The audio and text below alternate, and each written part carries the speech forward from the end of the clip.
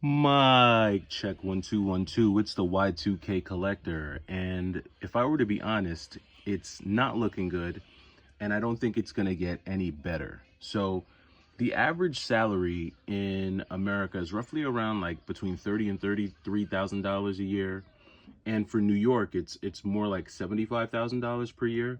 Now, obviously, the cost of living in New York is, especially when you're thinking about like New York City, it's significantly more expensive than the rest of the country, which is why the average salary there's a bit of a difference there.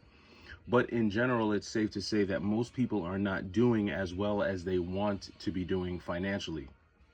And so, if you haven't paid attention to um, the stock market, if you're not a person who pays attention to that, you will not have realized that a lot of companies that depend on consumer discretionary spending, their stock prices are dropping. And that's in part because of lower consumer demand. One example is Starbucks, right? So Starbucks, they saw their stock price drop significantly because people just can no longer afford to spend $8 on a cup of coffee. It's just not feasible. Now, maybe 3 4 years ago, people were more willing to spend that type of money on coffee because it was, they had the discretionary money, the discretionary income to spend on that. And even if they didn't have it, they felt like they had it. They felt like they were in a position to do that.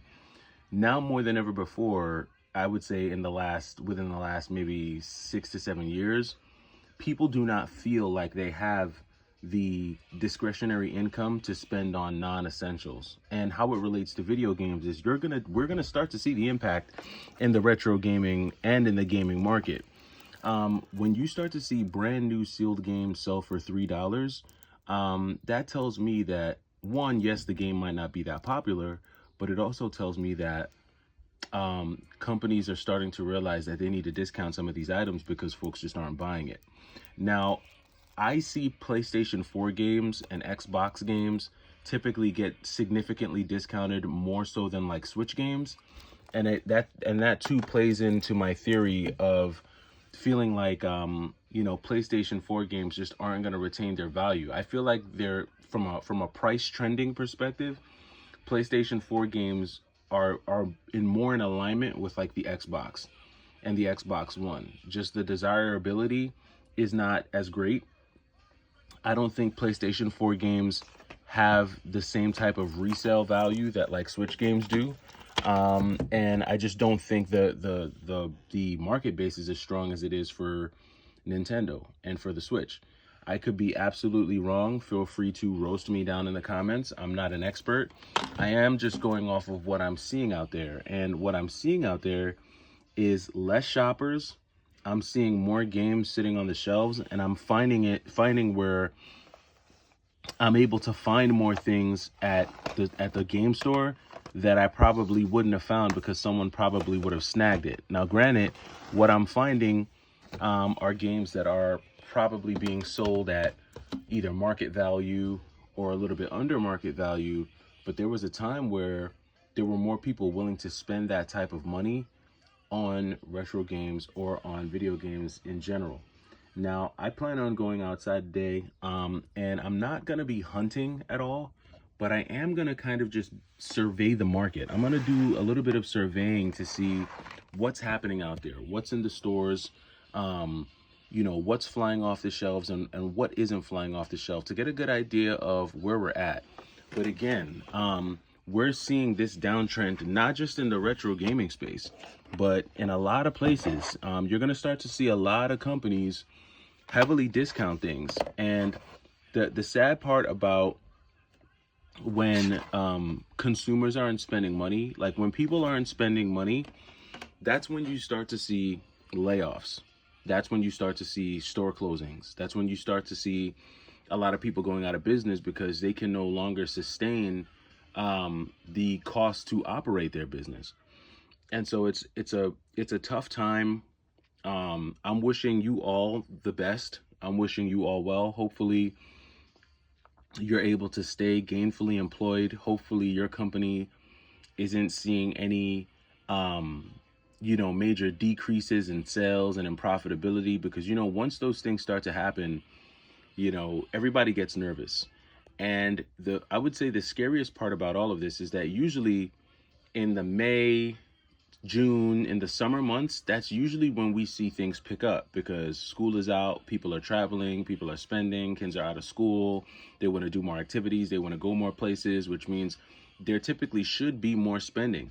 Just like with the real estate market, it gets cold in the winter months, and then around the spring or summer, that's when it picks up, and you should be seeing more real estate transactions. We should be seeing more people out there willing to spend and engage in transactions. But we're almost halfway through May, and honestly, to me, it feels like April. It feels like early April from a financial, economic standpoint. It just does. I'm not seeing the movement that would make me feel comfortable or would encourage me to believe that this is going to be a solid year.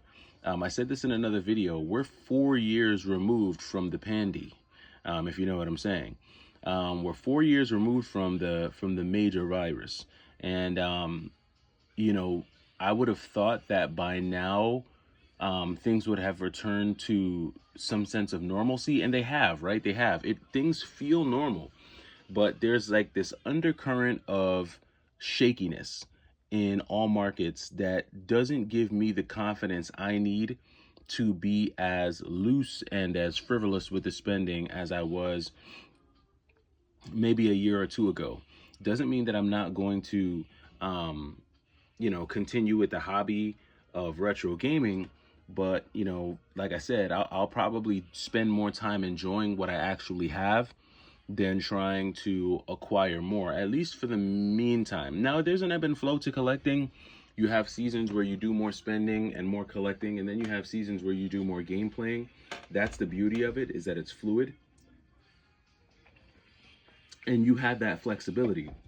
But I'm interested to know what you're seeing out there in your local area and in your local markets. Is there a hustle and bustle? Do you feel like things are moving? Do you feel like your retro gaming community near you has a lot of success? Are your local retro game stores booming? I see a mix of comments whenever I drop these like videos, and I see where people, like one guy told me he made $100,000 on eBay reselling. But then in another comment, I see another person saying that they're seeing their retro game stores close. So it's a mixed bag, and it could be regional. It could be based on where you're located. But to me, it's not looking good, and I'm not seeing it get any better. We should be seeing more traction and more transactions than what we're seeing for this time of year. But I could be way off. Let me know down in the comments. It's a Y2K collector. I'm getting outside. I'm going to do a little bit of window shopping, and I'll let you know what I see. Take it easy.